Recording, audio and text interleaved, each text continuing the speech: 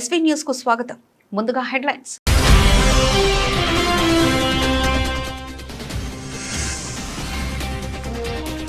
భారత global IT leader, India software ఇంజనీర్లపై Putin ప్రశంసలు.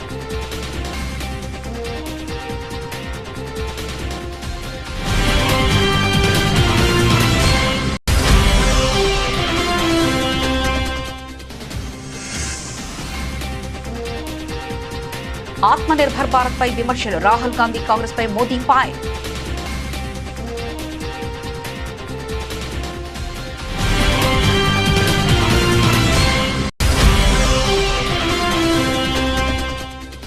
జమ్మూ కాశ్మీర్ అంశం పూర్తిగా మా అంతర్గత విషయం.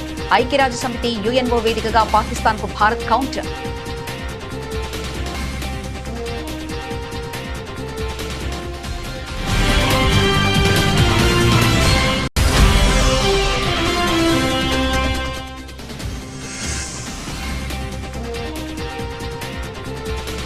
కర్ణాటకలో అర్ధరాత్రి హైడ్రామా. రాజీనామాపై వెనక్కి తగ్గిన మంత్రి.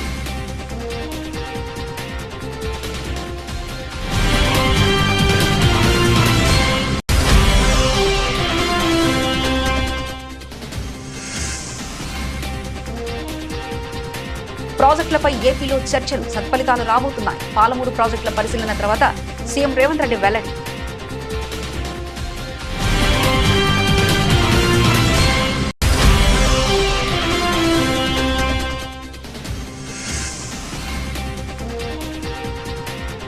విశాఖపట్నంలో ఆక్వా ఎగుమతుల వర్క్ షాప్. కేంద్ర మంత్రులతో కలిసి పాల్గొన్న సీఎం చంద్రబాబు.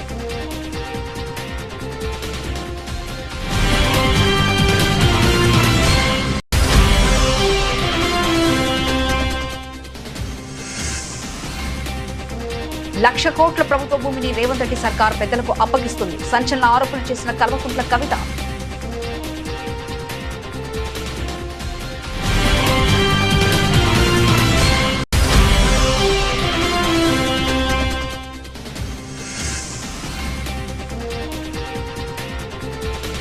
బాబు హయాంలోనే 20,000 కోట్ల భారీ కుంభకోణం. మాజీ మంత్రి అంబటి రాంబాబు ఫైర్.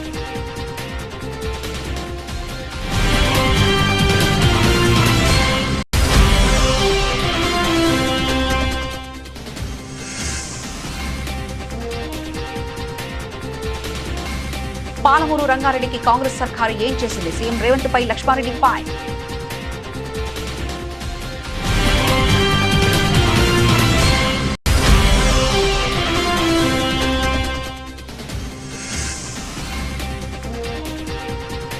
డిఎస్సీ అక్రమాలపై సిబిఐ విచారణ జరపాలి. MLC Parvatha Chandrasekhar Reddy demand.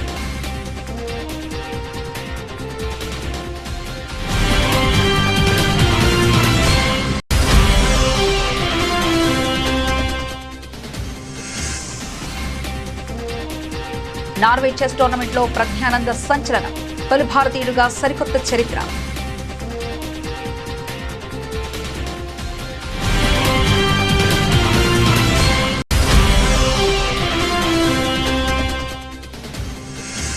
భారత మార్కెట్లో స్వల్పంగా తగ్గిన బంగారం, వెండి ధరలు.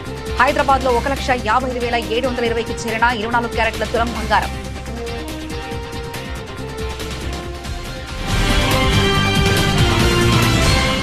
భారతదేశ ప్రతిభ, విద్యా ప్రమాణాలపై రష్యా అధ్యక్షుడు వ్లాదిమిర్ పుతిన్ ప్రశంసల జల్లు కురిపించారు. ఇరు దేశాల మధ్య ఉన్న సంబంధాలు కేవలం దౌత్యపరమైనవి కావని, అవి పూర్తి నమ్మకం, సోదరభావంతో కూడుకున్నవని స్పష్టం చేశారు. రష్యాలో జరుగుతున్న ప్రతిష్టాత్మక సెయింట్ పీటర్స్బర్గ్ అంతర్జాతీయ ఆర్థిక వేదిక SPIEF 2026 ప్లీనరీ సమావేశంలో పుతిన్ ఈ ఆసక్తికరమైన సమాధానాలు ఇచ్చారు. భారతదేశానికి ఉన్న మానవ వనరుల శక్తిని పుతిన్ ప్రతీకంగా కొనియాడారు. సాంకేతిక రంగంలో భారతీయ ఐటీ నిపుణులు, సాఫ్ట్వేర్ డెవలపర్లు ప్రపంచవ్యాప్తంగా అద్భుతమైన గుర్తింపు తెచ్చుకున్నారని ప్రశంసించారు. భారతదేశ ప్రజలు ఎంత ప్రతిభావంతులో, ఎంతటి విద్యావంతులో మాకు బాగా తెలుసు. ముఖ్యంగా కోడింగ్ రంగంలో భారతీయులు ప్రపంచ ప్రఖ్యాతిగాంచారు. అంతర్జాతీయ ఐటీ పరిశ్రమలో ఇండియానే లీడర్ అని పుతిన్ పేర్కొన్నారు.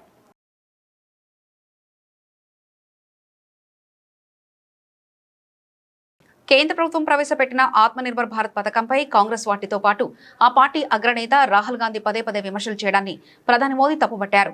దేశ సంకల్పాన్ని కాంగ్రెస్ నేతలు తక్కువ చేస్తున్నారని మోదీ విమర్శించారు. గుజరాత్లోని సూరత్లో శుక్రవారం జరిగిన ఒక కార్యక్రమంలో మోదీ పాల్గొన్నారు. ఈ సందర్భంగా కాంగ్రెస్ పార్టీపై మండిపడ్డారు.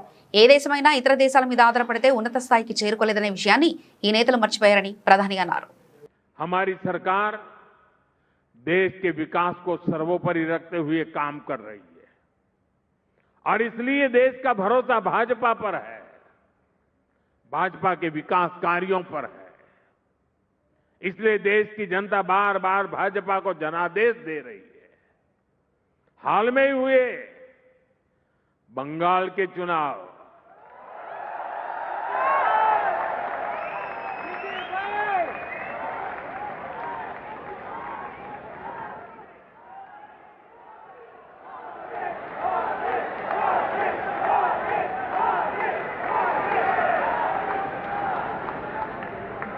आपको लगता होगा कि मैं बंगाल बोल दिया, एकदम से यहां ऊर्जा आ गई। लेकिन मेरा अनुभव था, मैं पिछले दिनों 5 देशों की यात्रा पर था, वहां भी बंगाल चल रहा था। हर कोई बंगाल की चर्चा करता था। चुनाव बंगाल के, असम और पुडुचेरी के चुनाव में भाजपा को, एनडीए को बहुत बड़ा जनादेश मिला है। इसके अलावा जो पंचायतों और कॉरपोरेशन के भी चुनाव देश भर में हो रहे हैं, वहां भी बीजेपी को विजय मिल रही है। साथियों, ऐसे हर चुनाव का एक ही मैसेज है, देश अराजकता, अनिश्चितता और निराशा को पसंद नहीं करता। कांग्रेस बीते 12 वर्षों से अराजकता और अनिश्चितता फैलाकर अपने लिए अवसर खोज रही है, लेकिन देश की जनता उसे बार ఐక్యరాజ్య సమితి వేదికగా జమ్మూ కాశ్మీర్ అంశాన్ని ప్రస్తావించిన పాకిస్తాన్కు భారత్ మరోసారి గట్టి సమాధానం ఇచ్చింది. పాకిస్తాన్ చేస్తున్న వ్యాఖ్యలు వాస్తవాలకు విరుద్ధమైనవని, తప్పుడు కథనాలను ప్రచారం చేసే ప్రయత్నమని భారత ప్రతినిధి మండలి పేర్కొంది. ఐక్యరాజ్య సమితి జనరల్ అసెంబ్లీలో జరిగిన చర్చ సందర్భంగా పాక్కు భారత శాశ్వత ప్రతినిధి పర్వతనేని హరీష్ కౌంటర్ ఇచ్చారు. జమ్మూ కాశ్మీర్ గతంలోనూ ప్రస్తుతం భవిష్యత్తులోనూ భారతదేశంలో అంతర్భాగమనే ఉంటుంది. పాకిస్తాన్ అంతర్జాతీయ వేదికలను తన రాజకీయ ప్రయోజనాల కోసం దుర్వినియోగం చేస్తుంది. జమ్మూ కాశ్మీర్ కు సంబంధించిన అన్ని విషయాలు పూర్తిగా భారతదేశ అంతర్గత విషయాలు. పాకిస్తాన్ డొల్ల మాటలు, వాదనలు ఈ ప్రాథమిక వాస్తవాన్ని మార్చలేవని హరీష్ పేర్కొన్నారు. ఐక్యరాజ్య సమితిలో పాకిస్తాన్ కశ్మీర్లను అంతర్జాతీయంగా గుర్తించిన వివాదాస్పద ప్రాంతంగా పేర్కొంది. Mr. President, the unwarranted reference by Pakistan to a matter strictly internal to India, the Union Territory of Jammu and Kashmir, has compelled me to respond. Pakistan has decided not to spare this forum either from their characteristic misuse of august UN platforms for their divisive political interests. Abuse of its presence on the Security Council by Pakistan, including through the circulation of several misinformed and misleading communications, also testifies to this counterproductive approach. I'd like to remind Pakistan that being a member of the UN Security Council is a huge responsibility. It's not a forum for peddling biased and false narratives. I'd like to make it loud and clear. Jammu and Kashmir was, is and will always remain an integral and inalienable part of India. Any assertions to the contrary are baseless, devoid of and inconsistent with historical facts. Empty rhetoric and hollow claims by Pakistan would not change this fundamental reality. In the interest of time or the wider UN membership, I would not delve any further into this. Karnataka Congress ప్రభుత్వంలో మంత్రివర్గ విస్తరణ తర్వాత చెలరేగిన అసమ్మతి సెగలు తాత్కాలికంగా చల్లారాయి.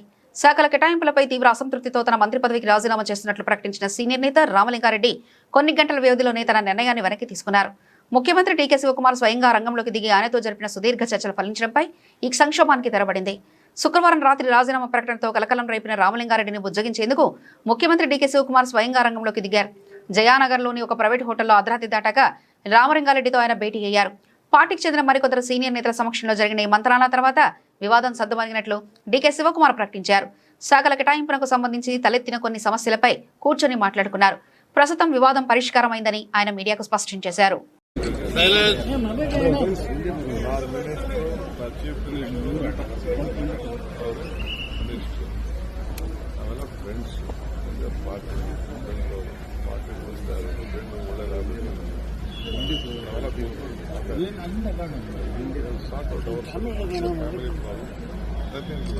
ಖಾತೆ ಬದಲಾವಣೆಗೆ ಒಪ್ಕೊಂಡಿದ್ದಾರೆ. ಖಾತೆ ಬದಲಾವಣೆಗೆ ಒಪ್ಕೊಂಡಿದ್ದಾರೆ ಸರ್.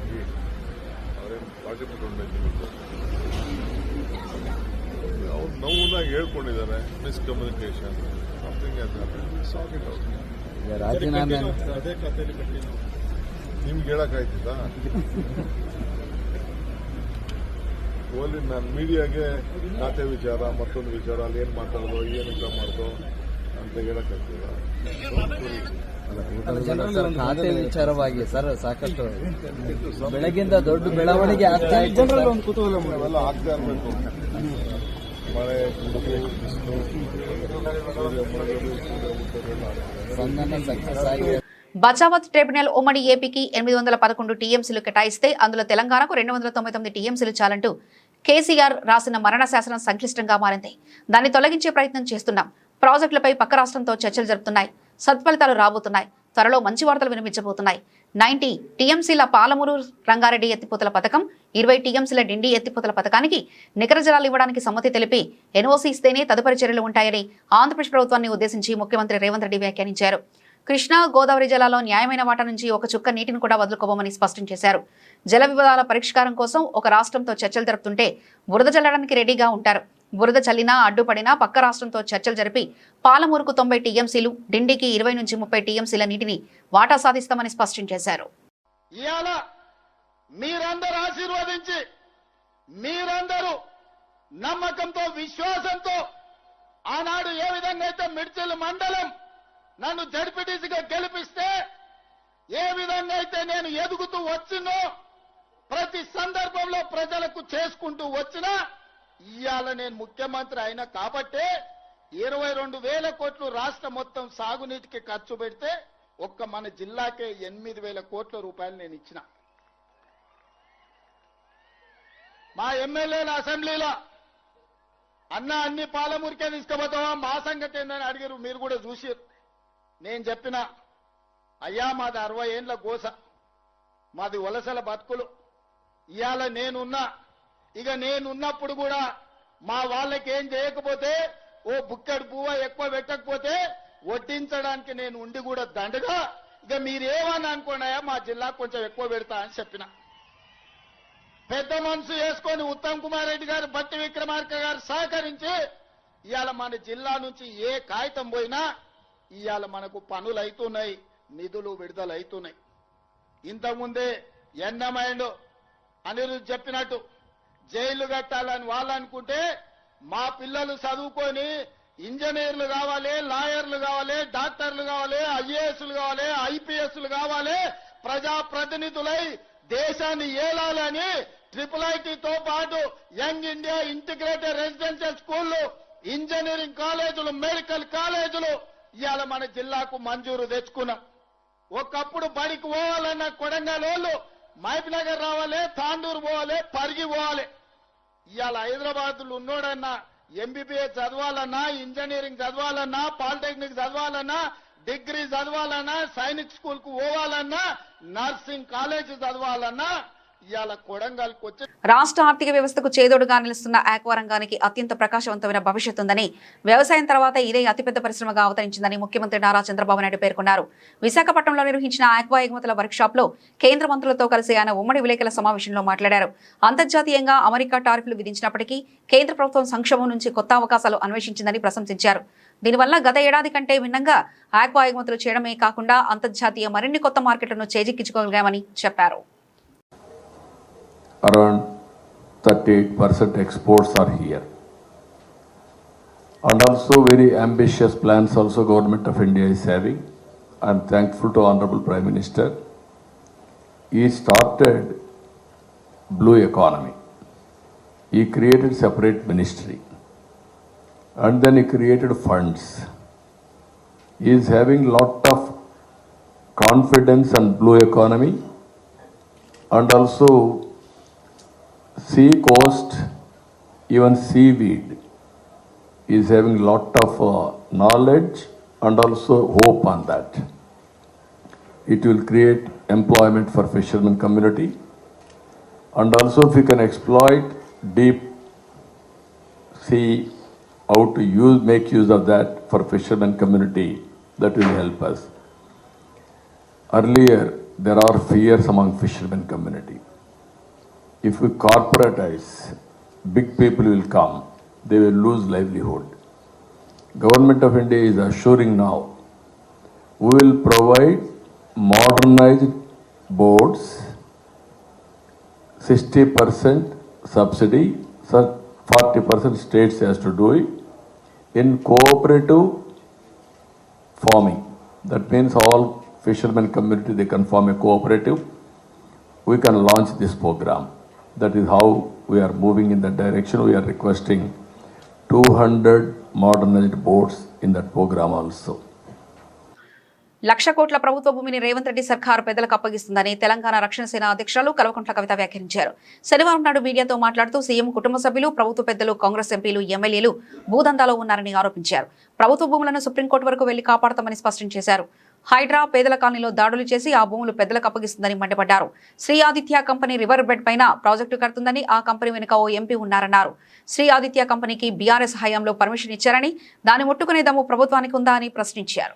పవన్ కళ్యాణ్ గారు ఒక 10 ఎకరాలు శిఖం భూమిని ఆయన అప్పుడు తెలంగాణ వచ్చిందన్నటువంటి దుఃఖంలో ఉన్నాడు. పాపం 2014లో 11 రోజులు అన్నం తినలేదు, బాగా బాధపడుకుంటా ఏడ్చుకుంటా తెలంగాణలో ఒక 10 ఎకరాల శిఖం భూమిని ఆయన కొనుక్కున్నాడు. అప్పుడు కొనుక్కున్న తర్వాత ఏమైంది, ఆ కొనుక్కునే కన్నా ముందే చాలా చెరువులకు జనరల్గా ఫైనల్ చేసి మ్యాక్సిమం ఫ్లడ్ లెవెల్ అది డిసైడ్ చేయరు. కానీ ఈ పర్టికులర్ చెరువు పవన్ కళ్యాణ్ గారు ల్యాండ్ కొనుక్కున్నది కోడికుంట అనే చెరువు, సర్వే నంబర్ 706. దీంట్లో మొత్తం ఫైనల్ నోటిఫికేషన్ వచ్చింది. ఏ 10 ఎకరాలు అయితే ఆయన కొనుక్కున్నాడో అది శిఖం భూమి అని ఫైనల్ నోటిఫికేషన్లో ఇరిగేషన్ డిపార్ట్మెంట్ చెప్పి ఉన్నది. పవన్ కళ్యాణ్ గారు నిన్న మాట్లాడుకుంటే ఏమన్నారంటే, నా తప్పు ఉంటే అది శిఖం భూమి అయితే ప్రభుత్వానికి ఇచ్చేస్తాం అన్నారు. అయితే ఈయన రిజిస్ట్రేషన్ చేసుకునేటప్పుడు ఎన్ని తప్పులు దొరికినాయంటే, అందులో ఓన్లీ 3 ఎకరాలే శిఖము, మిగతా 7 ఎకరాలు మాగాని అని రాసింది. కానీ అది తప్పు, ఖచ్చితంగా రికార్డ్స్లో ఉంది. నేను ప్రభుత్వాన్ని డిమాండ్ చేస్తూ ఉన్నాను. ఇరిగేషన్ రికార్డులో 10 acres శిఖం భూమి అని ఉన్నది. ఆ కాయిదాలు మా దగ్గర ఉన్నాయి. కానీ ప్రభుత్వం దగ్గర ఆల్రెడీ డేటా ఉంటుంది కాబట్టి మీరు చర్యలు తీసుకోవాలని డిమాండ్ చేస్తున్నాను. పవన్ కళ్యాణ్ గారు నేను అడిగేది ఏంటంటే, మీరు వాపస్ ఇస్తా అన్నారు కదా, వాపస్ ఇచ్చేసేయండి. మామూలు రైతుల దగ్గర తీసుకున్నప్పుడు కాంపెన్సేషన్ ఎట్లా ఇస్తారో గవర్నమెంట్, మీకు కూడా ఏ టీడీఆరో ఏ పైసలు ఇస్తారు, అర్జెంటుగా వాపస్ ఇచ్చేసేయండి. మీరు కంచె వేసిండ్రు, ముందు ఆ కంచె తొలగించండి. శిఖం భూమిలో కూడా కంచె వేయడానికి ఉండదు. మీరు మట్టేసిండ్రు, ఆడ గోవులకు వాటికి వీటికి గ్రాసం వేస్తున్నా అని చెప్పారు. మట్టేసిండ్రు, ఆ మట్టి మొత్తం చెరువులే వేసిరు కాబట్టి అది కూడా తొలగించాలి. తక్షణమే మీరు వాపస్ ఇవ్వాలని చెప్పి నేను పవన్ కళ్యాణ్ గారిని డిమాండ్ చేస్తున్నాను. రాష్ట్రంలో కూటమి ప్రభుత్వం అధికారంలోకి వచ్చిన తర్వాత మద్యం విక్రయాల్లో విచ్చలవిడి దోపిడీ దాగుతుందని, ఎంఆర్పీ కంటే అదనంగా వసూలు చేస్తున్న సొమ్మంతా బ్యాగుల రూపంలో కరకట్టపై ఉన్న చంద్రబాబు, లోకేష్ల గెస్ట్ హౌస్ కే చేరుతుందని వైఎస్ఆర్సీపీ గుంటూరు జిల్లా అధ్యక్షుడు మాజీ మంత్రి అంబటి రాంబాబు తీవ్రస్థాయిలో ధ్వజమెత్తారు. తాడేపల్లిలోని పార్టీ కేంద్ర కార్యాలయంలో శుక్రవారం ఆయన మీడియాతో మాట్లాడారు. వైఎస్ జగన్ హయాంలో ప్రతి పైసా ప్రభుత్వ ఖజానాకు చేరేలా పారదర్శక విధానం అమలు చేస్తే, నేడు కూటమి నేతలు సిండికేట్లుగా మారి నకిలీ మద్యం ఫ్యాక్టరీలు నడుపుతూ లీగల్ కేసుల పేరుతో వైఎస్ఆర్సీపీ నేతలపై రాజకీయ కక్ష సాధింపులకు పాల్పడుతున్నారని ఆయన మండిపడ్డారు. ఎలాంటి బెదిరింపులకు వైఎస్ఆర్సీపీ భయపడదని ఆయన స్పష్టం చేశారు. మా బొల్లా బ్రహ్మనాయుడు గారు ఇక్కడ ఏదో అరెస్ట్ చేశారని ఇందాక న్యూస్ వచ్చినట్టుంది. ఇది ఒక అన్యాయమైన వ్యవహారం. బొల్లా బ్రహ్మనాయుడు గారు వైఎస్ఆర్ కాంగ్రెస్ పార్టీ మాజీ శాసనసభ్యుడు, ఒక పాల ఫ్యాక్టరీకి అధిపతిగా ఉన్నాడు. దాన్ని ఇంతకుముందు అమ్ముకున్నారు, మళ్ళా కొత్త పాల ఫ్యాక్టరీ కూడా పెట్టుకున్నాడు. ఒక విధంగా చెప్పాలంటే ఈ పాల ఉత్పత్తి, పాల తయారీకి సంబంధించినటువంటి ఒక దిగ్గజం ఈ రాష్ట్రంలో. బొల్లా బ్రహ్మనాయుడు గారు హైదరాబాదులో ఒక స్థలాన్ని బి దగ్గర కొనాలని ప్రయత్నం చేశాడు. వాళ్ళు ఏం చేశారు, ఇది రెగ్యులరైజ్ అయిపోయిందని చెప్పేసి ఆయనకి రెగ్యులరైజ్ పేపర్ చూపించాడు. పైకి కొంత ఈయన కూడా కాదు, వీళ్ళ బంధువు అంటే ఎవరో రమేష్, ఆయనకి ఈయన పెట్టుబడి పెట్టాడు. మోసపోయారు. ఒక విధంగా చెప్పాలంటే 1,25,00,000 రూపాయలు ఇచ్చారనేమో ఈనాలో రాస్తాడు, 5 కోట్ల రూపాయలు వైట్ మనీ ట్రాన్స్ఫర్ చేశారని ఆంధ్రజ్యోతిలో రాస్తారు. ఏంటి ఆంధ్రజ్యోతికి ఈనాడికి కక్ష? బొల్లా బ్రహ్మనాయుడు గారు వైసీపీలో ఉన్నాడు కాబట్టి ఆయన మీద కేసు పెట్టించి ఆయన లోపలిపించాలనే ప్రయత్నం. నేను కూడా ట్రై చేసి ఆయన కోసం దొరకలా. ఎందుకంటే పాపం ఆరోగ్యం బాగోదు, ఆయనకి ఏదో హార్ట్ ప్రాబ్లం కూడా ఉంది. కేసు పెట్టారు అనగానే యాంటిసిపేటర్కి వెళ్ళాడు. యాంటిసిపేటర్కి వెళ్ళి పోలీసులకు అందుబాటులో లేకుండా ఉండే ప్రయత్నం చేశారు. ఆ యాంటిసిపేటరీ 11వ తారీఖు వేశారు. ఈ లోపల పోలీసులు వెళ్ళి పట్టుకున్నారు. ఆయన ఇబ్బంది పెట్టాలనే ఉద్దేశంతో. చూద్దాం. నేనేదేంటంటే ఈనాడు, ఆంధ్రజ్యోతి కేవలం విష ప్రచారం చేసేటటువంటి కార్యక్రమంలోనే నిమగ్నమైపోయి ఉన్నారు తప్ప దీనిలో అసలు 2.5 ఏళ్లైనా పాలమూరు రంగారెడ్డి ప్రాజెక్టులో తట్టెడు మట్టి తీయలేదని మాజీ మంత్రి లక్ష్మారెడ్డి విమర్శించారు. బీఆర్ఎస్ పార్టీ నాయకులు పాదయాత్ర చేస్తానని అంటేనే కాంగ్రెస్ ప్రభుత్వం కదిలిందని అన్నారు. ఇప్పుడు అకస్మాత్తుగా పాలమూరు రంగారెడ్డి ప్రాజెక్టుపై కాంగ్రెస్ సర్కారుకు ప్రేమ పుట్టిందన్నారు. కాంగ్రెస్ సర్కార్ 2.5 ఏళ్ల పాటు పాలమూరు రంగారెడ్డిని పడావు పెట్టిందని మండిపడ్డారు. మహబూబ్ నగర్ లో మాజీ మంత్రి శ్రీనివాసరెడ్డితో కలిసి లక్ష్మారెడ్డి మీడియాతో మాట్లాడారు. పాలమూరు రంగారెడ్డికి రేవంత్ రెడ్డి సర్కారు ఏం చేసిందంటూ ఆయన ప్రశ్నించారు. ప్రాజెక్టులు పూర్తి చేయాలనే చిత్తశుద్ధి కాంగ్రెస్ ప్రభుత్వానికి లేదని విమర్శించారు. రైతులకు నీళ్లు ఇవ్వలేదనే సోయి కూడా లేదని అన్నారు. 10% ప్రాజెక్టును పూర్తి చేయడానికి కాంగ్రెస్ ప్రభుత్వం ఇంకా ఏడాది సమయం కావాలని అంటుందని తెలిపారు. ఈ ప్రాజెక్టుకు సంబంధించి భూసేకరణ పూర్తి కాలేదని సీఎం రేవంత్ రెడ్డి మాట్లాడుతున్నారని తెలిపారు. రేవంత్ రెడ్డి పచ్చి అబద్ధాలు చెప్తున్నారని మండిపడ్డారు. ఇవాళ క్లియర్ గా నిన్నటి సమావేశంలో ముఖ్యమంత్రి గారు కానీ మంత్రులు కానీ అందరూ కూడా ఒకటే మాట్లాడారు, పాదయాత్ర గురించి మాట్లాడారు. మీరు పాదయాత్ర చేస్తే ఏమవుతుంది పాదయాత్ర గురించి అని వాళ్ళే పాదయాత్ర గురించి మాట్లాడినంటేనే ఆ పాదయాత్రతోనే కదిలి వచ్చింది అనేది ప్రజలందరికీ అర్థమైంది. క్లియర్ గా మహబూబ్నగర్ జిల్లా ప్రజలందరూ చర్చ చేసుకుంటా ఉన్నారు. మరి బీఆర్ఎస్ పార్టీ నాయకులు పాదయాత్ర చేస్తామని అనౌన్స్ చేసిన తర్వాతనే కదిలిక వచ్చిందనేది చాలా సంతోషం, మాకు కూడా సంతోషం అనిపించింది. ఒక ప్రధాన ప్రతిపక్ష పార్టీ మా పాత్ర మేము నెరవేర్చినాం, మేము మాట్లాడినాం.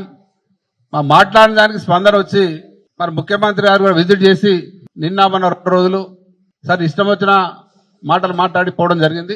సార్ ఏదేమైనా నిన్న వాళ్ళు అనౌన్స్ చేశారు కాబట్టి 6 నెలల్లో కంప్లీట్ చేసిన ఒక ఆయన అన్నాడు, సంవత్సరం అని ఒక ఆయన అన్నాడు. సరే సంవత్సరంలో వాళ్ళు అన్నది కూడా ఇప్పుడున్న మేము ఏదైతే చేసిన దాన్ని కంప్లీట్ చేస్తా అన్నారు. అయినా సరే మరొక 2-3 నెలలు టైం ఇస్తాం. పాదయాత్ర ప్రస్తుతానికి పెండింగ్ పెట్టి మరి వాళ్ళ స్పందన వచ్చింది కాబట్టి ఒక 2-3 నెలలు చూసి మరి మనం అనుకున్న ప్రకారం వాళ్ళు పనులు చేస్తే సంతోషం, మేము కూడా దాన్ని సమర్థిస్తాం. లేదంటే అప్పుడు మా కార్యాచరణ ప్రకటిస్తాం. కానీ మొత్తం మీద నిన్న ముఖ్యమంత్రి గారు కానీ మంత్రులు కానీ 2 రోజులు పర్యటన చేసి ఫైనల్ గా భూత్పూర్లో ప్రెస్ మీట్లో కానీ జడ్చాలలో పబ్లిక్ మీటింగ్ లో కానీ వాళ్ళ మాట్లాడిన మాటలు దాని అర్థమైతే వాళ్ళకు పూర్తిగా ప్రాజెక్టులు కంప్లీట్ చేయాలని చిత్తశుద్ధి ఉన్నట్టయితే కనిపించలేదు. నిన్న ముఖ్యమంత్రి గారి మాటల్లోనే క్లియర్ గా ఏం చెప్పినంటే ఇప్పుడు ఏదైతే నార్లాపూర్ నుంచి ఉదండాపూర్ వరకు పని జరిగిందో ఆ పనిని మేము సంవత్సరంలో కంప్లీట్ చేస్తాం, మిగిలిన దాన్ని అంతే కదా అని చెప్పింది. మిగిలిన పనిని సంవత్సరంలో కంప్లీట్ చేస్తామని. దానికి సంవత్సరం అంటే ఆల్రెడీ 2.5 సంవత్సరాలు అయిపోయింది, ఇంకొక సంవత్సరం 3.5 సంవత్సరాలు. అదే మా ప్రభుత్వం వచ్చుంటే 6 నెలల్లోనే ఉదండాపూర్ వరకు నీళ్లు తెచ్చడానికి. రాష్ట్రంలో జరిగిన డిఎస్సీ రిక్రూట్మెంట్ లో భారీ అక్రమాలు జరిగాయని సుమారు 3 లక్షల మంది నిరుద్యోగ అభ్యర్థులు తీవ్ర వేదనకు గురవుతున్నారని వైఎస్ఆర్సీపీ ఎమ్మెల్సీ పర్వత చంద్రశేఖర్ రెడ్డి మండిపడ్డారు. తాడేపల్లిలోని పార్టీ కేంద్ర కార్యాలయంలో శుక్రవారం ఆయన మీడియాతో మాట్లాడారు. ప్రభుత్వం డిఎస్సీ అక్రమాలపై నిరంతరం అసత్యాలు మాట్లాడుతుందని ధ్వజమెత్తారు. సుప్రీంకోర్టు గైడ్ లైన్స్, విద్యా హక్కు చట్టం, ఎన్సీటీఈ నిబంధనలకు పూర్తిగా తుంగలో తొక్కి కనీసం టెట్, డిఎడ్, బిఎడ్ అర్హత లేని వారికి, ఇంగ్లీష్ స్పెల్లింగ్స్ కూడా రాని వారికి కేవలం స్పోర్ట్స్ కోటా పేరుతో ఉపాధ్యాయ ఉద్యోగాలు కట్టబెట్టారని ఆరోపించారు. అధికార పార్టీ నేతలకు సంబంధించిన అసోసియేషన్ల కోటాలోనే వందలాది పోస్టులు కేటాయించి విద్యా వ్యవస్థను నాశనం చేస్తున్నారని విమర్శించిన ఆయన ఈ మొత్తం వ్యవహారంపై తక్షణమే సిబిఐ విచారణ జరపాలని డిమాండ్ చేశారు. 2 లేదా 3 పోస్టులకు గనక అప్లై చేస్తుంటే ఆ 2-3 పోస్టులకు గనక అతనికి గనక సెలెక్ట్ అయ్యుండుంటే మేము ఆ వ్యక్తికి 3 పోస్టులకో 4 పోస్టులకో కాల్ లెటర్స్ పంపించినాము. అప్పుడు ఆ వ్యక్తి ఏదో ఒక పోస్టులో ఫిల్అప్ అవుతాడు. అలాంటప్పుడు మిగిలినటువంటి పోస్టులన్నీ కూడా వ్యాకెంట్ ఉంటాయి కాబట్టి ఆ టైంలో మేము ఇంకెవరన్నా పిలిచి అకామిడేట్ చేసి ఉండొచ్చు, అలాంటివి జరిగి ఉండొచ్చు అని ఈరోజు శశిధర్ గారు, కోనా శశిధర్ గారు చెప్పారు. నేను చెప్తా ఉన్నాను, ఇప్పటి వరకు రిక్రూట్మెంట్ చరిత్రలో ఎప్పుడూ జరగని విధానం మీరు అవలంబించినారు. అదేంటంటే నేను జస్ట్ ఈ ప్రెస్ మీట్ అయ్యే ముందు కూడా ఒక స్టూడెంట్ కి నేను ఫోన్ చేసినాను. ఆమె 5ంటికి అప్లై చేసింది. అంటే టీజీటీ, ప్రిన్సిపల్, స్కూల్ అసిస్టెంట్, ఇట్లా పీజీటీ వీటన్నిటికి కూడా 5ంటికి అప్లై చేసింది. 5ంటిలో ఆమెకి జాబ్ వచ్చింది. కానీ మీరు మొట్టమొదటిగా ఆమె అప్లికేషన్ ఫిల్ చేసేటప్పుడు ఆప్షన్స్ లో టీజీటీ అని ఫిల్ చేసిందని టీజీటీ ఒక్కదానికే మీరు కాల్ లెటర్ పంపించి ఆమెకి మీరు కాల్ లెటర్ పంపించి సర్టిఫికేట్ వెరిఫికేషన్ చేసినారు. ఆమెకి ప్రిన్సిపల్ పోస్ట్, పీజీటీ పోస్టులు కూడా వచ్చినాయి. కానీ టీజీటీ కంటే అవి హయ్యర్ పోస్టులు అయినప్పటికి కూడా వాటిలో సెలెక్ట్ అయినప్పటికి కూడా మొట్టమొదటిగా అప్లికేషన్స్ లో ఏదైతే ఫిల్ చేసినారో మేము ఆ మొట్టమొదటి దానికే కాల్ లెటర్ పంపిస్తామని చెప్పి ఆ కాల్ లెటర్ వారి ఒక్కరికి మాత్రమే పంపించి వారికి మాత్రమే పోస్టులు ఇచ్చినారు. వారందరూ కూడా నేను దీనికి సెలెక్ట్ అయినప్పుడు, దీంట్లో నాకు ర్యాంక్ వచ్చినప్పుడు, ఇది రాసుకునే అవకాశం నాకు వచ్చినప్పుడు, మీరు నాకు వచ్చిన తర్వాత మీరు ఎందుకు ఇవ్వరని చెప్పి ఈ రోజు వారందరూ కూడా కోర్టును ఆశ్రయించినారు. ఆయన 3, 4, 5 సబ్జెక్టులకు గనక 5ంటికి భారత యువ గ్రాండ్ మాస్టర్ ఆర్ ప్రజ్ఞానంద అంతర్జాతీయ చెస్ ప్రపంచంలో సరికొత్త చరిత్ర లిఖించాడు. ఓస్లో వేదికగా జరిగిన ప్రతిష్టాత్మక నార్వే చెస్ 2026 టైటిల్ను కైవసం చేసుకుని ఈ ఘనత సాధించిన మొట్టమొదటి భారతీయ క్రీడాకారుడిగా రికార్డు సృష్టించారు. శుక్రవారం 5న జరిగిన హోరాహోరీ ఆఖరి రౌండ్లో జర్మనీ క్రీడాకారుడు విన్సెంట్ కీమర్ పై క్లాసికల్ విజయం సాధించి ఛాంపియన్ అయ్యాడు. టోర్నమెంట్ మధ్యలో ఎదురు దెబ్బలు తగిలినా పట్టు వదలకుండా పోరాడి టైటిల్ నెగ్గడం ప్రగ్ మానసిక దృఢత్వానికి నిదర్శనంగా నిలిచింది. నార్వే చెస్ పాయింట్ల విధానం ప్రకారం ప్రజ్ఞానంద మొత్తం 18 పాయింట్లతో అగ్రస్థానంలో నిలవగా, అమెరికాకు చెందిన వెస్లీసో 17 పాయింట్లతో రెండో స్థానాన్ని, ఫ్రాన్స్కు చెందిన అలీరజా ఫిరౌజ్ 15.5 పాయింట్లతో మూడో స్థానాన్ని దక్కించుకున్నారు. ప్రపంచ ఛాంపియన్ డి గుకేష్ 8 పాయింట్లతో వెనుకబడగా, ఆదిత్య నార్వే స్టార్ మగ్నస్ కార్ల్సన్ 13 పాయింట్లతో టోర్నీని ముగించాడు. ఈ అద్భుత విజయం భారత చెస్ ఎదుగుదలతో మరో మైలురాయిగా నిలిచింది. క్యాండిడేట్స్ టోర్నీకి ఇప్పటికే అర్హత సాధించిన 20 ఏళ్ల ప్రజ్ఞానంద ఈ సూపర్ జోర్నీ విజయంతో ప్రపంచ అత్యుత్తమ ఎలైట్ ఆటగాళ్లతో ఒకటిగా తమ స్థానాన్ని మరింత సుస్థిరం చేసుకున్నాడు. ఇక మహిళల విభాగంలో కజకిస్తాన్కు చెందిన బీబిసారా అసోభయేవా ఒక రౌండ్ మిగిలి ఉండగానే నార్వే చెస్ మహిళల టైటిల్ను కైవసం చేసుకుంది. భారత మార్కెట్లో శనివారం బంగారం ధరలు స్వల్పంగా తగ్గుముఖం పట్టాయి. అంతర్జాతీయ భౌగోళిక రాజకీయ పరిణామాలు బలపడుతున్న అమెరికా డాలర్, ముడి చమురు ధరల్లో మార్పులు వంటి కారణాలతో పసిడి ధరల్లో ఒడిదుడుకులు చోటు చేసుకున్నాయి. బంగారంతో పాటు వెండి ధరలు కూడా స్వల్పంగా క్షీణించాయి.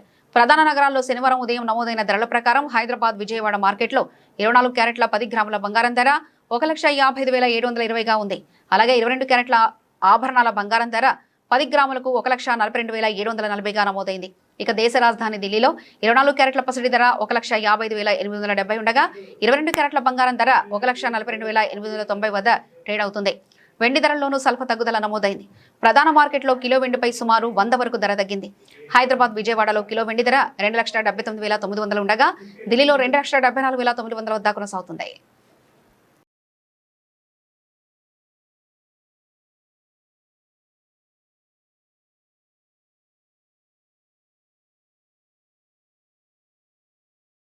బులెటిన్ ముగించే ముందు హెడ్లైన్స్ మరోసారి చూద్దాం.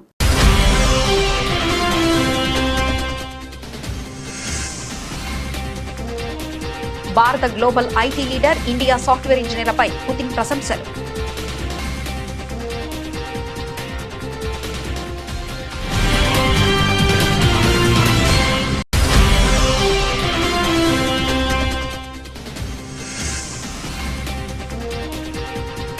ఆత్మనిర్భర్ భారత్ పై విమర్శలు, రాహుల్ గాంధీ కాంగ్రెస్ పై మోదీ ఫైర్.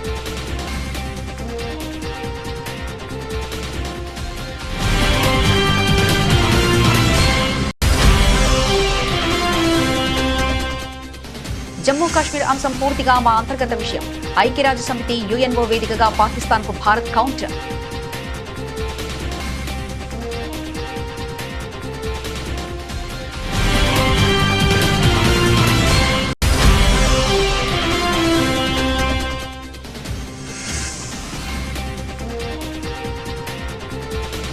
కర్ణాటకలో అర్ధరాత్రి హైడ్రామా, రాజీనామాపై వెనక్కి తగ్గిన మంత్రి.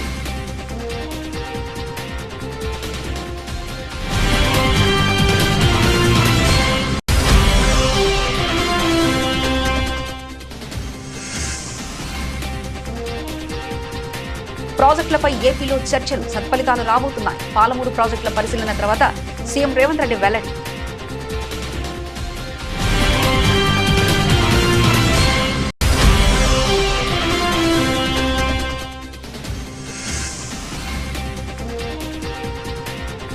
విశాఖపట్నంలో ఆక్వా ఎగుమతుల వర్క్ షాప్, కేంద్ర మంత్రులతో కలిసి పాల్గొన్న సీఎం చంద్రబాబు.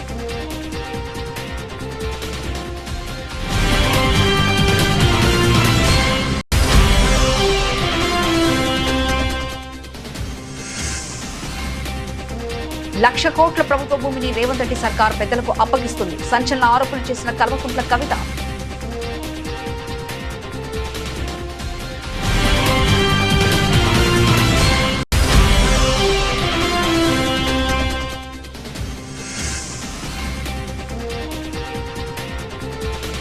బాబు హయాంలోనే 25,000 కోట్ల భారీ కుంభకోణం, మాజీ మంత్రి అంబటి రాంబాబు ఫైర్.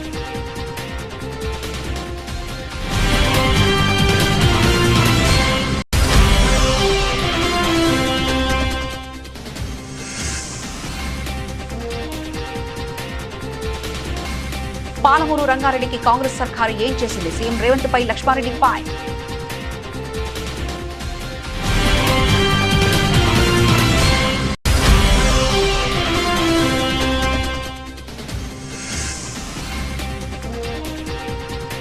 డిఎస్సీ అక్రమాలపై సిబిఐ విచారణ జరపాలి. MLC Parvatha Chandrasekhar Reddy demand.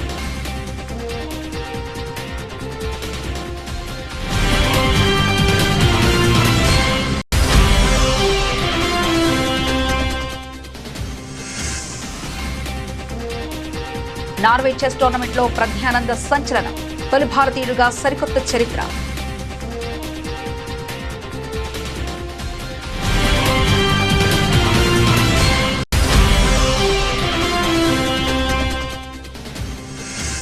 భారత మార్కెట్లో స్వల్పంగా తగ్గిన బంగారం వెండి ధరలు.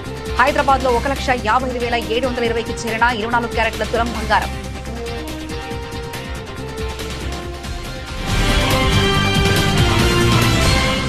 ఇవి ఇప్పటివరకున్న అప్డేట్స్. మరో బులెటిన్లో మళ్ళీ కలుసుకుందాం. అంతవరకు సెలవు. నమస్కారం.